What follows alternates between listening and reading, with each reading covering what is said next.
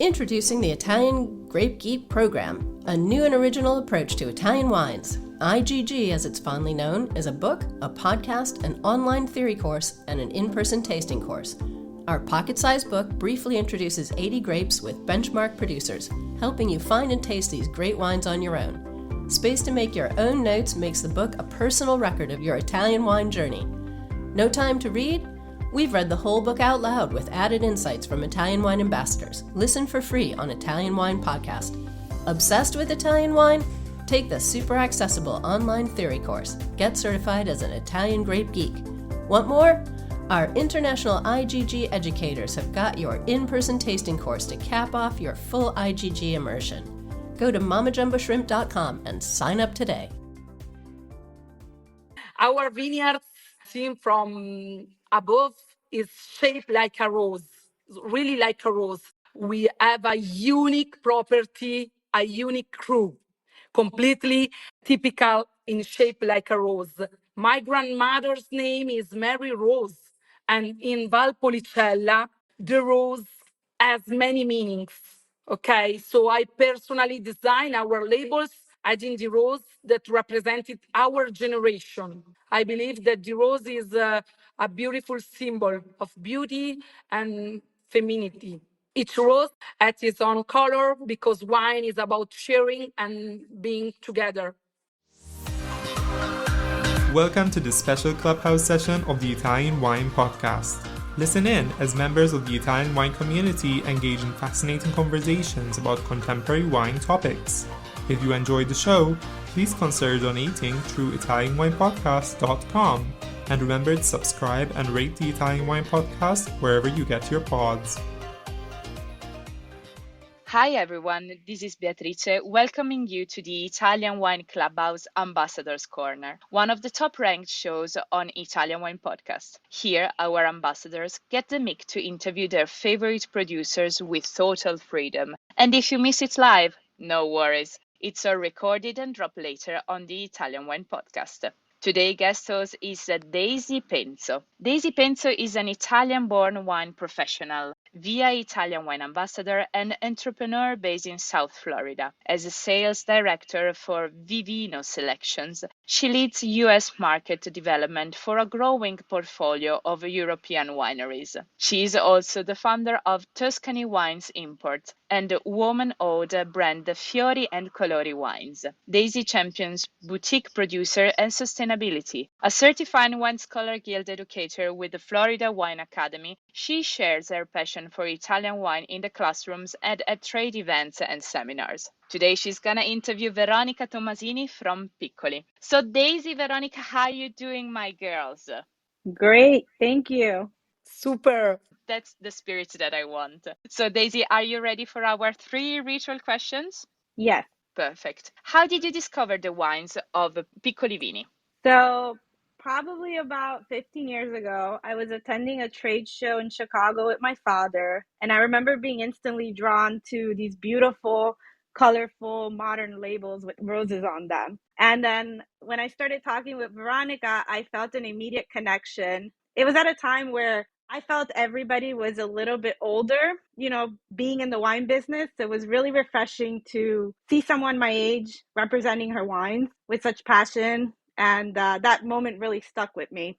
And about 5 years ago, when I decided to open my own import company, Veronica was one of the first people that I called. And I knew that if I was going to build something meaningful, I wanted to start with producers who share the same values as me. And Piccoli was exactly that.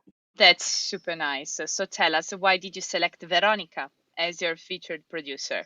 I wanted to highlight the small reality that is Piccoli Wines because their wines are just really beautiful, honest. Veronica really represents everything I admire in the new generation of Italian winemakers.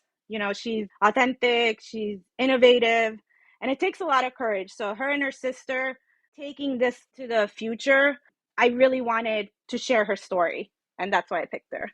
What are the learning objectives that we should expect from this interview?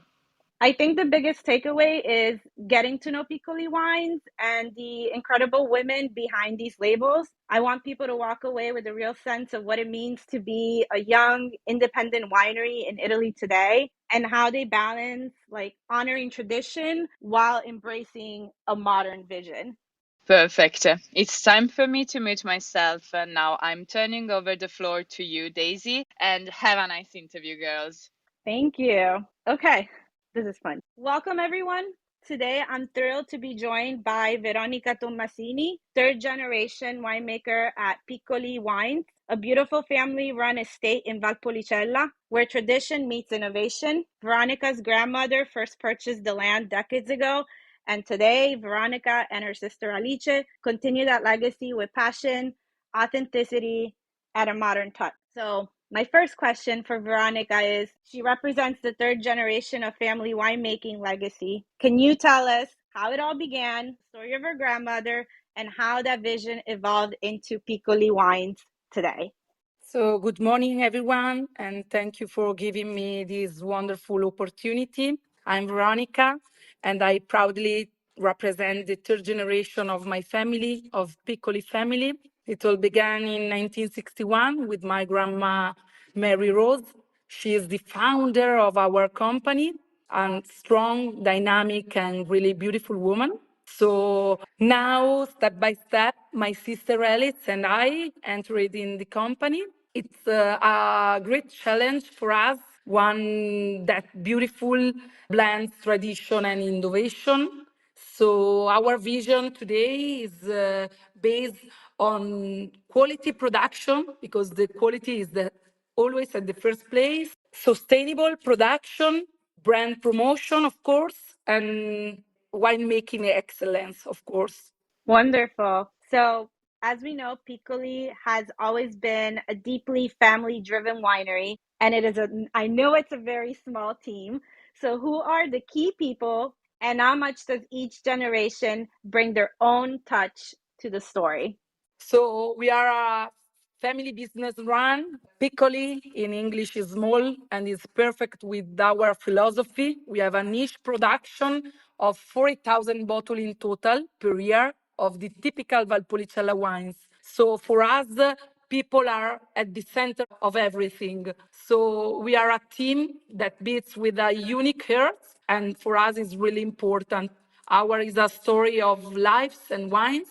And our roots run deep on Monte La Parte, a wonderful hill here in Valpolicella, with a unique and really particular soil that we are honored to call home for ourselves and for our wines.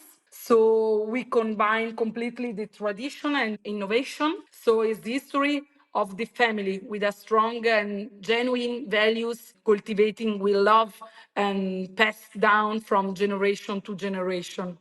I love it. I love it. And the world is moving forward. So, Veronica and Alicia, as a young independent winery, what are some of the greatest challenges and rewards you've experienced? So it's a really nice question. Thank you. So of course we prefer to maintain the tradition, but so we put a little bit also the innovation, the open mind. Okay, we are the third generation, and it's not really easy to keep up with all the new trends. Okay, for many different type of reasons, because for an example competition, so we have completely big market and is saturated. So normally we have a lot of big brands and international players, or the costs, for an example, production costs from the vineyards to the winery are rising, and as our marketing and distribution expenses. So the tradition and the innovation is a balance must be found between adopting modern technique, okay, for the sustainability, and respect the tradition and family know-how. We have market volatility. We have for an example, climate change management. So it's a really big project, and so for us, the big satisfaction is the satisfaction of our clients and of our position of the brand, of course. Yes, we're big fans. I know which one my favorite wine of Piccoli is, and I always say I lovingly call it Kermit. It is the Ripasso della Valpolicella Caparbio. But I know every winemaker has a wine that feels especially close to their heart. Which one of your wine best represents the soul of Piccoli and why? So for me, it's a nice question also because all my song, okay? But so the wine of my heart is the Amarone.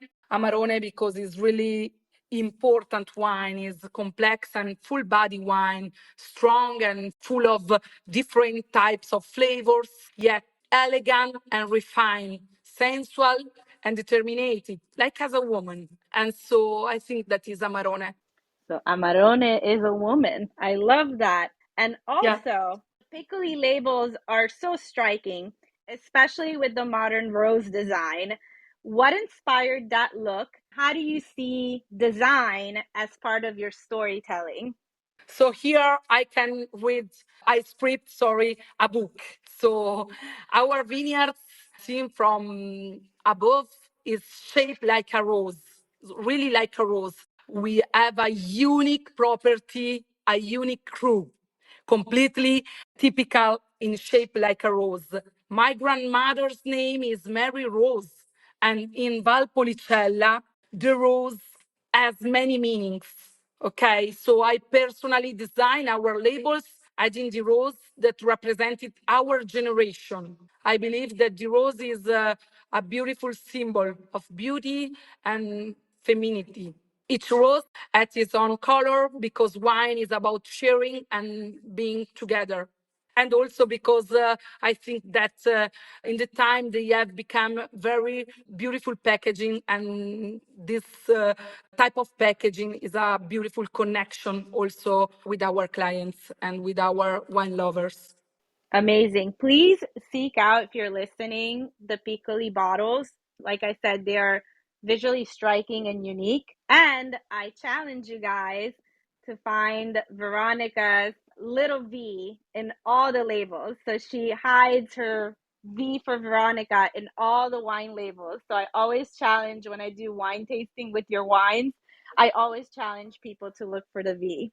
Quite beautiful wines, not just in the look, but also in the taste. And I'm very proud to represent them here in the United States. Of course, we could sit here and talk much longer, but I want to wrap up our interview with mentioning little Ricky and Leo, what I call the next generation of Piccoli wines. How does it feel to imagine them growing up among the vines? And what values or lessons do you hope they'll carry forward from this incredible family legacy? So I'm happy knowing that my children, Ricky and Leo, will growing up in the vineyards and, of course, in directly contact with the nature. So the bond between my children and the winery is a really thread that connects the past and the future. I wish for them to always stay curious, to never stop learning, to travel a lot, and to face every challenge with dedication, passion, and love. Just like Piccoli Wines. Yeah, of course.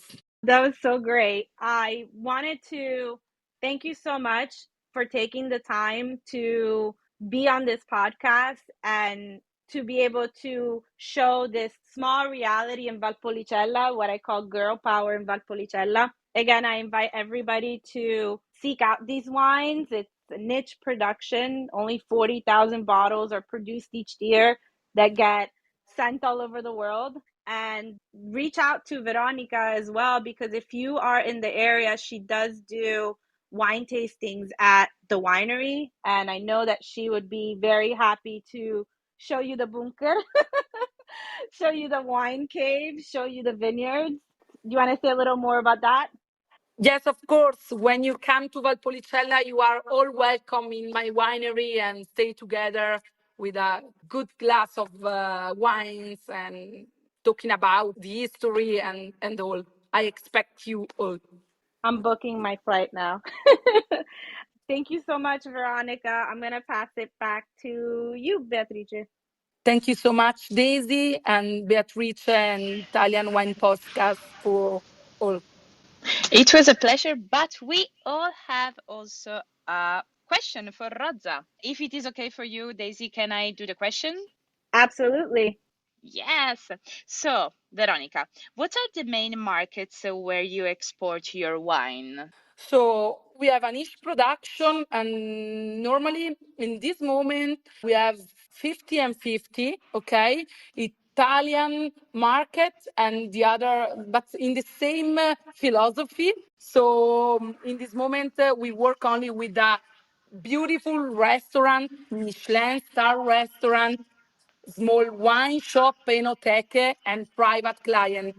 So the best market for us in this moment all over the world are the country in the north of the Europe, like as for an example, Switzerland, Belgium, States, Canada, a little bit of Vietnam, Singapore, China. But so in the same philosophy that we have in Italy. So the same clients, the same vintage. We don't have a second line. We have a unique quality production. And so we prefer to sell our wines in the same philosophy in Italy and all over the world. That's really nice, really, because you talk about cooperation and not to work with other people. And it seems like also with Daisy, you have this really, really nice relationship, isn't it, girls?